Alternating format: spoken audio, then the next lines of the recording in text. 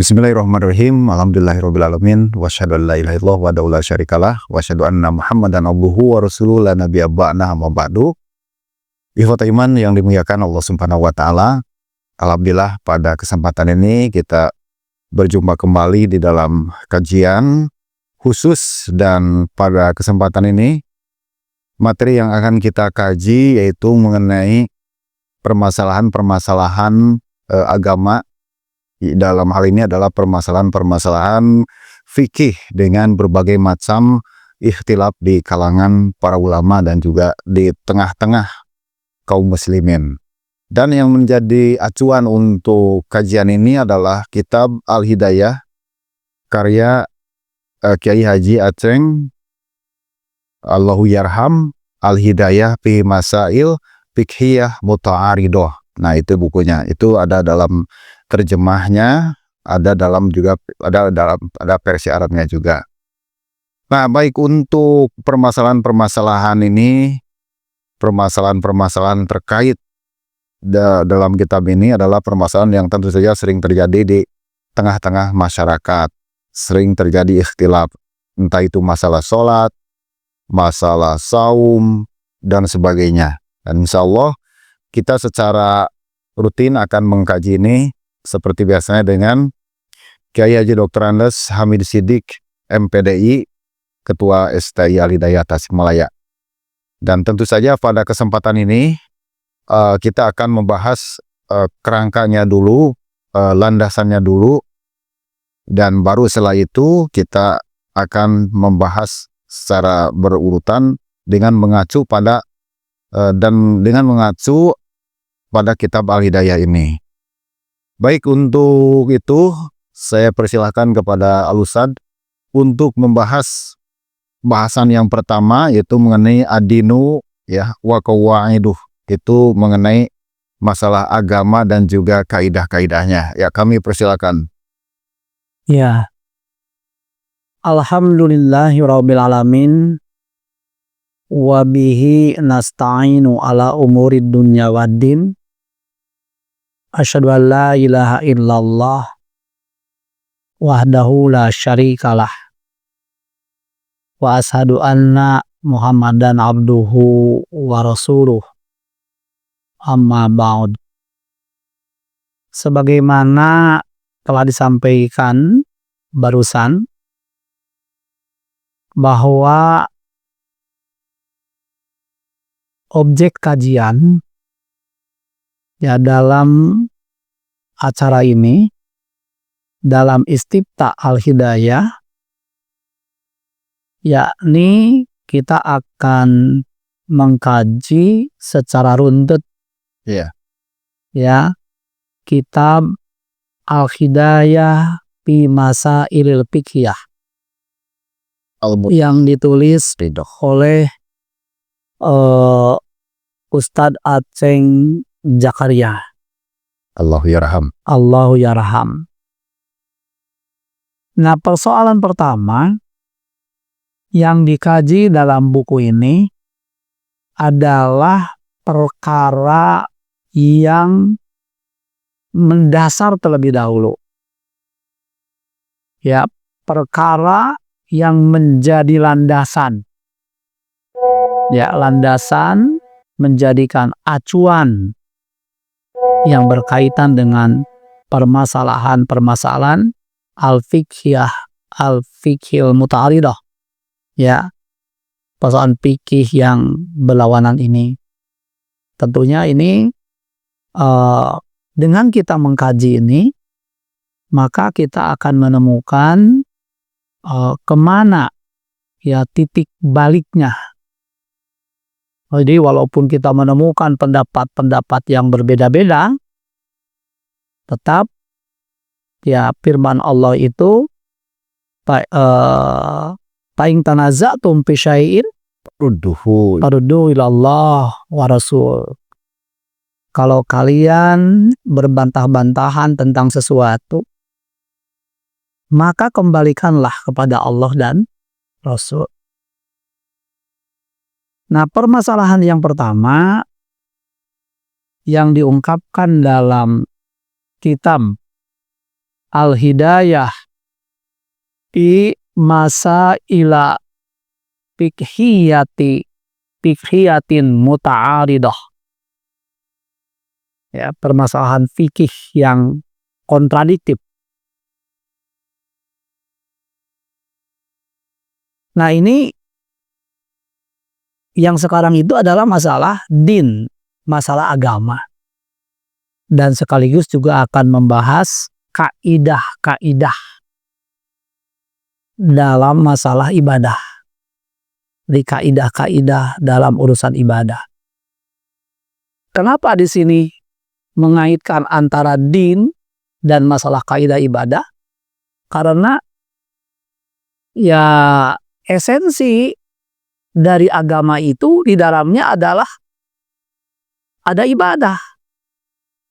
Nah, ibadah itu yang merupakan ya sebagai aktualisasi dari kita menganut suatu agama. Ya, tentunya adalah kalau yang pertama adalah masalah iman.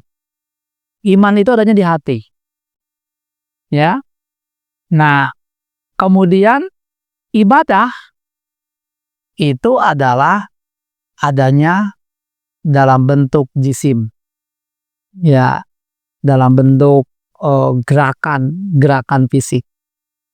Jadi manifestasi dari iman itulah ibadah itu. Ya. Nah, sebelumnya perlu kita ketahui apa yang dikatakan din atau dalam terjemah bahasa itu namanya agama.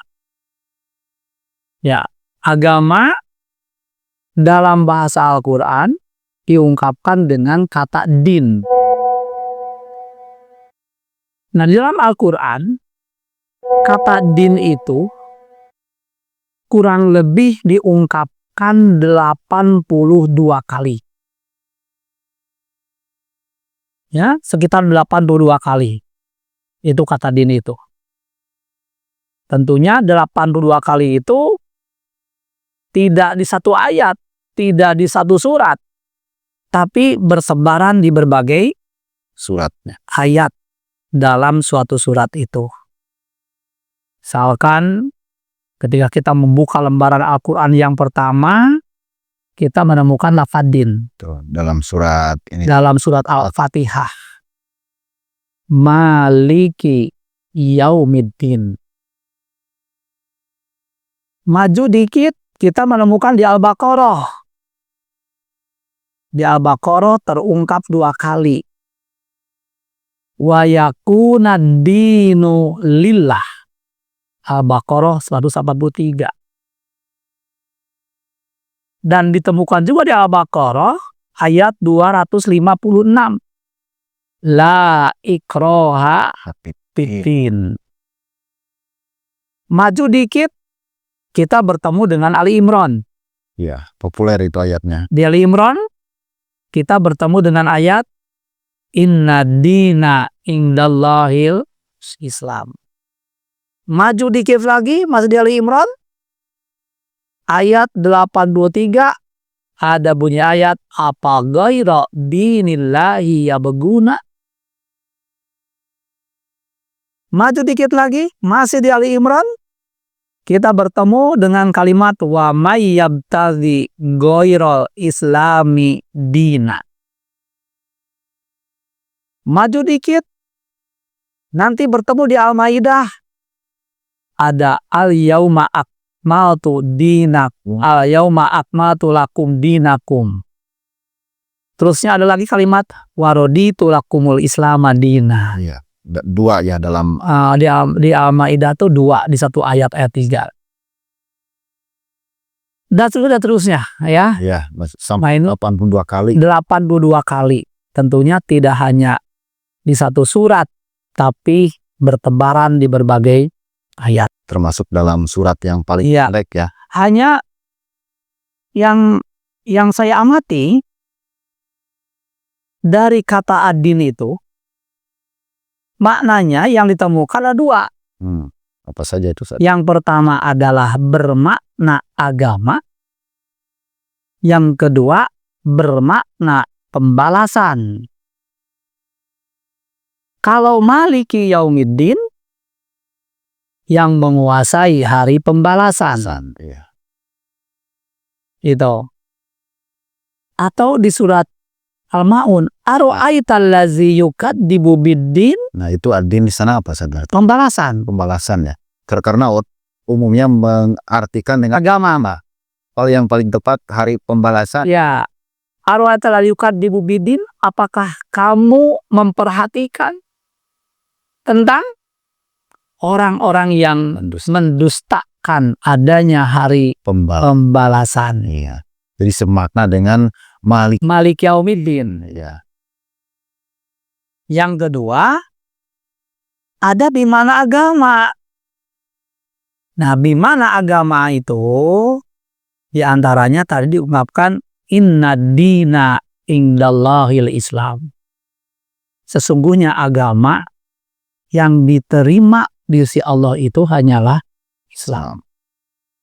Hanya perlu diketahui di Quran itu kata din ada yang ma'rifat. Itu ma'rifat itu artinya pakai alif lam. Ya, pakai lam atau didapatkan. Ya. Yang definitif ya. Ya. Jadi yang sudah tentu. Ya, definitif. Dan yang kedua ada nakiroh. Kalau din diungkapkan dengan bentuk lafaz yang nakiroh, tanpa alif lam atau tanpa ada idofah, maka itu adalah din pengertian agama secara umum. Agama. Itu. Makanya di surat Ali Imran itu ayat 85, wa may yabtagi ghairil islami dinan.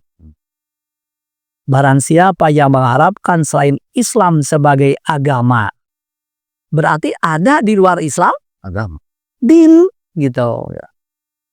Jadi dikatakan din hanya di luar Islam.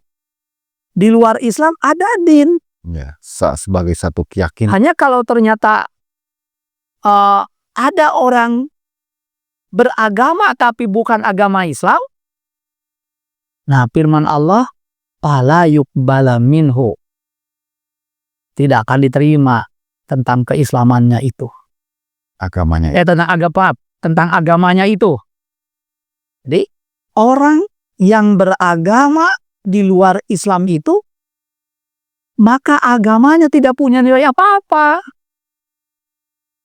Makanya salah kaprah kalau orang mengatakan semua agama itu benar. Nah, itu yang hari ini banyak Kalau benar menurut kepercayaannya bisa. Ya. Kalau benar dalam pandangan Allah yang menciptakan manusia sebagai Robnya manusia, yang diterima oleh Allah hanya agama Islam. Nah, makanya kalau ada orang Islam mengatakan semua agama itu benar, berarti dia sudah tidak mempercayai lagi Islam. Iya. Karena apa? Karena mengakui adanya agama selain Islam yang benar. Ya. Adanya agama selain Islam yang terima oleh Allah. Gitu. Nah, jadi kalau memang itu diidopatkan, utamanya diidopatkan kepada Allah, gitu ya. Inna dina indallahi Islam, itu kan ya. Maka itu agama di sana itu maknanya khusus. Ya. Yakni agama Islam. Agama Islam. Definitif ya. Iya. Agamanya agama Islam. Gitu. Nah, apa yang dikatakan agama itu? Ya, dalam pengertian, ya terutama saya merujuk pada 3 ayat. Ya. Yang pertama adalah surat Ali Imran. Bismillahirrahmanirrahim. Inna dina indallahil Islam. Ali Imran berapa tadi? Ya. Ali Imran ayat ke-19. Ya. Nah, diperjelas oleh Ali Imran ayat ke-85. Sesungguhnya agama di sisi Allah itu agama Islam, dipertegas dengan Ali Imran 85, wa may yabtaghi ghairul islami dinan fala yuqbala minhu. Barang siapa yang mencari agama selain Islam, maka itu tidak akan diterima.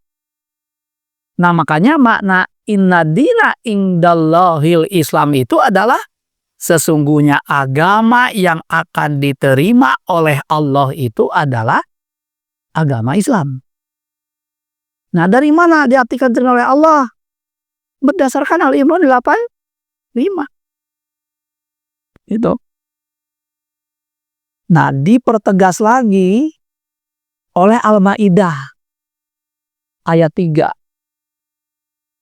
Al-yauma akmaltu lakum dinakum wa atmamtu alaikum nikmati wa raditu lakumul islama dinan. Hari itu aku telah sempurnakan untuk kamu agama kamu, dan aku telah sempurnakan pula atas kamu nikmatku, dan aku ridho untuk kamu Islam sebagai agama. Allah ridho Islam sebagai agama umat manusia itu. Nah, perlu saya garis bawahi, ya, di sini tadi ketika mengungkapkan kalimat akmal itu saya terjemahkan sempurnakan. Ketika mengungkap atmam itu juga sempurnakan. Itu gimana? Nah, ini perhatikan ini. Untuk agama kalimatnya akmal itu, untuk nikmat kalimatnya atmam itu. Apa sih bedanya? Sedikit nih, ya. Akmal itu tersebut masdar itu kamalun. Kamal itu sempurna. Terdiri dari unsur-unsur yang sudah sempurna. Ya. Kalau din itu sempurna, terdiri dari unsur-unsur yang sudah sempurna. Makanya setiap unsur-unsur dalam agama semuanya sudah Allah atur sempurna. Ya, jangan dimasuki dengan akal pikiran kita. Kecuali agama dalam pengertian umum. Gitu. Nah, kalau atmam tu dihubungkan dengan nikmati, atmam tu masdarnya adalah tamamun, berarti sempurna. Tapi terdiri dari unsur-unsur yang belum sempurna. Kalau unsur dalam agama itu semuanya sempurna, kalau unsur di dalam masalah nikmat itu belum sempurna. Untuk kesempurnaannya itu diserahkan kepada kita. Allah ya memberikan nikmat berupa padi. Enggak langsung dapat dinikmati. Betul, harus ada proses. Tapi ada proses. Pertama, proses ya memanen padi. Kemudian ada lagi apa? Menjemurnya sampai kering. Udah kering, kemudian dikupas kulitnya lewat penggilingan itu. Udah dikupas kulitnya belum bisa langsung dimakan. Iya, mesti ada. Mesti dipasak terlebih dahulu. Itu proses itu. Iya. Nah, makanya kesempurnaannya itu adalah diserahkan kepada manusia ya. Manusia. Itu. Kalau agama nggak boleh. Ya, nggak boleh, udah sempurna. Gitu. Ya, itu. Nah, dinukum ini ya Islam ini, dinakum itu Islam ini kan. Makanya ada kalau raditu lakumul Islam madina. Jadi terdiri dari unsur-unsur yang sudah sempurna agama itu.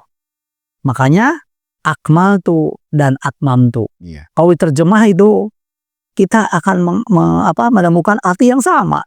Kalau dalam bahasa Indonesia itu artinya memang bahasa Indonesia tidak sepenuhnya bisa menerjemahkan dari bahasa Arab.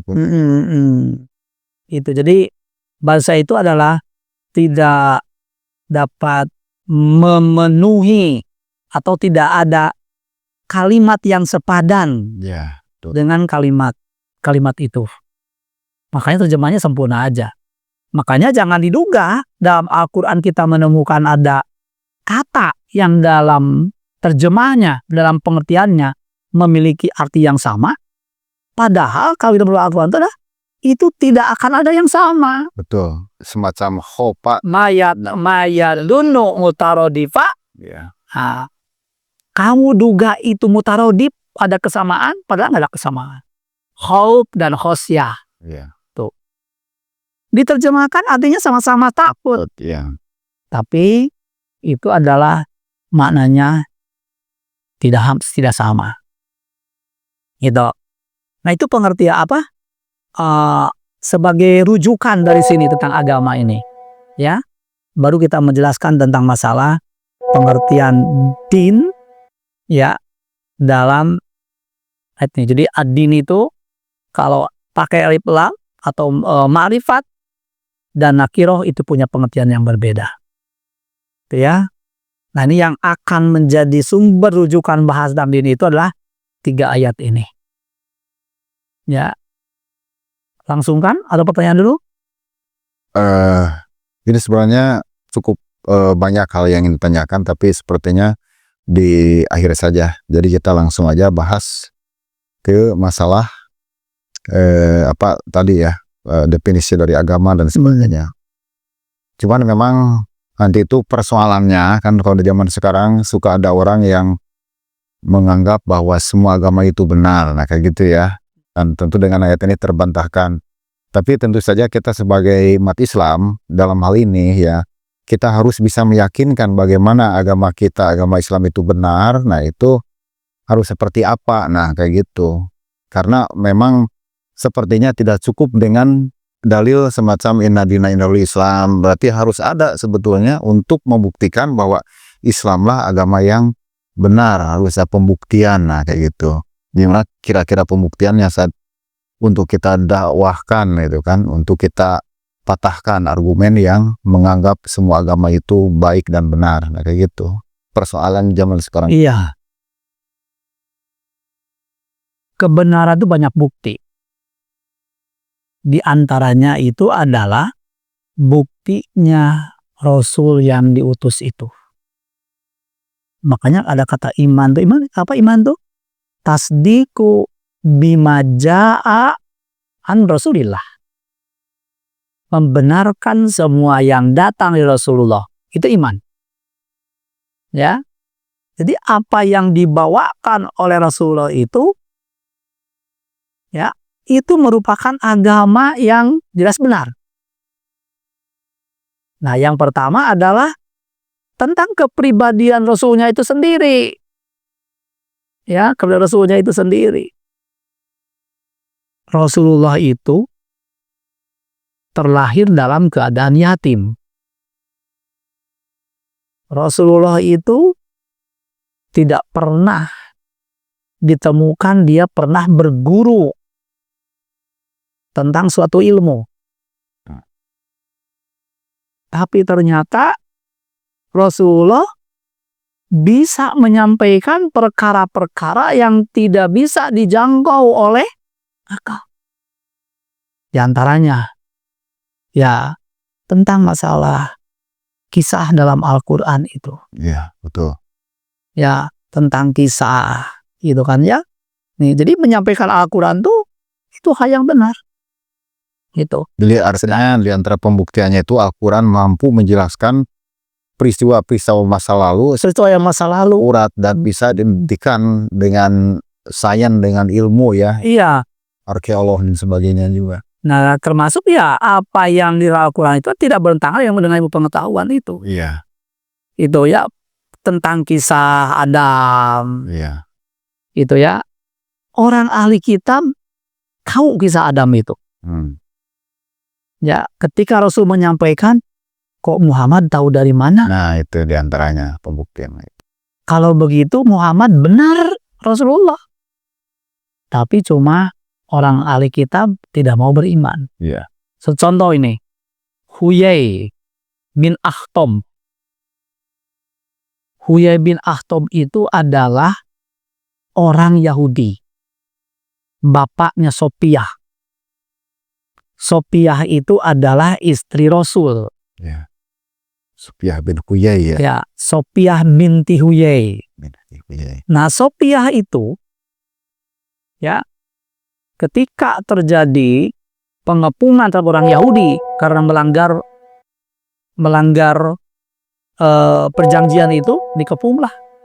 Kemudian terkalahkan. Nah, orang ini ditawan. Nah, ketika ditawan ternyata anaknya Huyai itu tertawan yang bernama Sophia. Iya. Ya. Nah, ketika tertawan, ya Rasulullah mendapatkan ghanimah Sophia itu. Nah, kata Rasul, wahai Sophia, masuk Islamlah. Kalau kamu masuk Islam, kamu akan ditikah oleh Rasulullah. Maka Huyai dengan tidak lama langsung mengatakan, asyhadu alla ilaha illallah. Ditanya Sophia itu, kenapa Sophia kok cepat itu masuk Islam?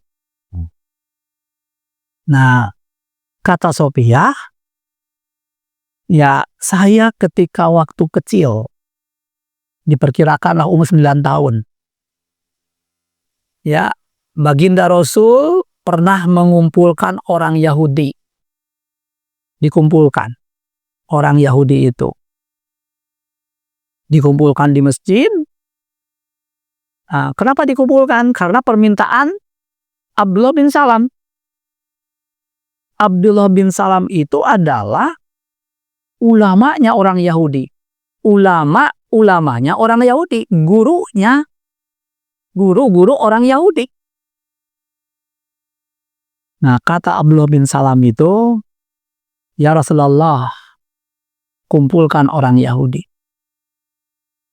Jangan dulu diberitahukan bahwa saya sudah masuk Islam. Nah, biar kumpulkanlah. Rasulullah tanya, wahai orang Yahudi, kamu tahu enggak Salman? Abdullah bin Salam.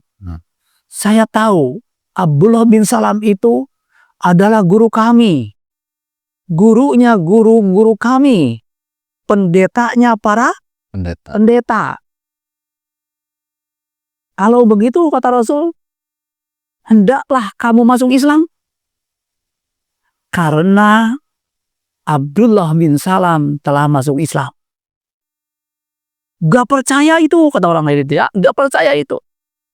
Lalu Rasulullah menyuruh, keluarlah wahai Abdullah bin Salam. Keluarlah Abdullah bin Salam itu. Ya, Rasulullah menyampaikan, saya sudah mau Islam. Asyhadu alla ilaha illallah wa asyhadu anna Muhammadan abduhu wa rasuluh.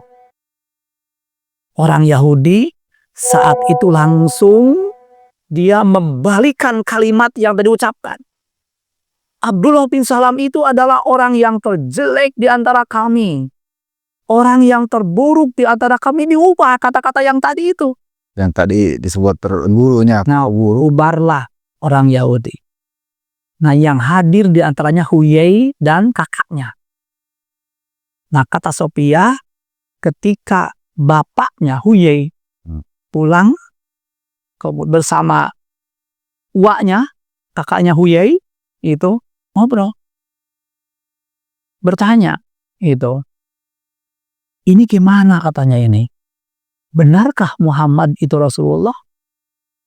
Benar. Rasulullah benar katanya itu. Kata uanya itu. Terus gimana kita? Kalau begitu berimanlah. Kata uanya itu, demi Allah, sampai hari kiamat saya akan memusuhinya. Padahal tahu ya. Dah tahu itu. Jawab, demi Allah sampai hari kiamat saya akan memusuhinya. Kata Huyai, bloonnya Huyai itu, kalau begitu saya akan ikut kamu.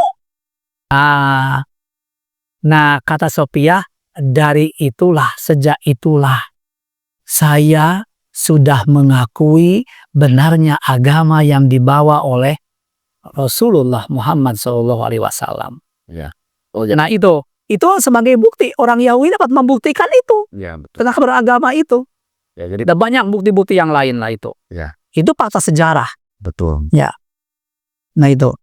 Dan lebih singkatnya lagi, tentu saja untuk membuktikan Islam itu agama benar, maka kita orang yang meragukannya tinggal uji saja kebenaran Al-Quran. Nah itu kan, karena Al-Quran itu bicara banyak hal, termasuk tadi peristiwa-peristiwa yang pada zaman Nabi itu sebetulnya Nabi belum hidup, tapi tahu mengenai masa lalu. Bahkan ada sejarah-sejarah misalkan Nabi Isa, di mana dalam kitab mereka tidak lengkap.